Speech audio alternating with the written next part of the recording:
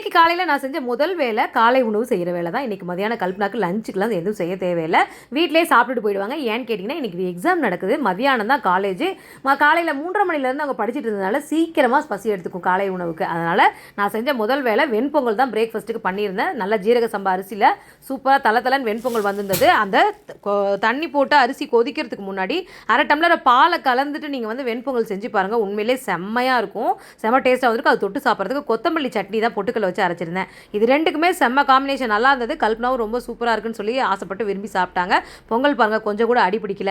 கல்பனாக்கு பிரேக்ஃபாஸ்ட்டை வச்சு கொடுத்துட்டு நான் போய் ஃப்ரெஷ்அப் ஆகிட்டு வந்து மலை மேலே இருக்க முருகருக்கு சல்யூட்டை வச்சாச்சு. இன்றைக்கி முக்கியமான நாள், ரெண்டு சாமிகளுக்கு ரொம்ப உகந்த நாள். வராகி அம்மனுக்கு வளர்பிறை பஞ்சமி, இன்றைக்கி செவ்வாய்க்கிழமை, முருகருக்கு செவ்வாய் உரலில் விளக்கு போட்டுருங்க, வெற்றிலை தீபம் போடுங்க. நம்ம வீட்டில் சாயங்காலம் பூஜை இருக்குது, எல்லோரும் வாங்க, கண்டிப்பாக வீடியோ போடுறேன். நான் அதுக்குள்ளே இங்கே பூஜை ரூம்லாம் கொஞ்சம் ரொம்ப நாள் ஆச்சு சுத்தம் பண்ணின்னு சொல்லிட்டு சுத்தம் பண்ணிட்டு இருந்தேன். அதை அப்படியே வீடியோ எடுத்தாச்சு. ஓகே, நீங்களாம் என்ன பண்ணீங்க?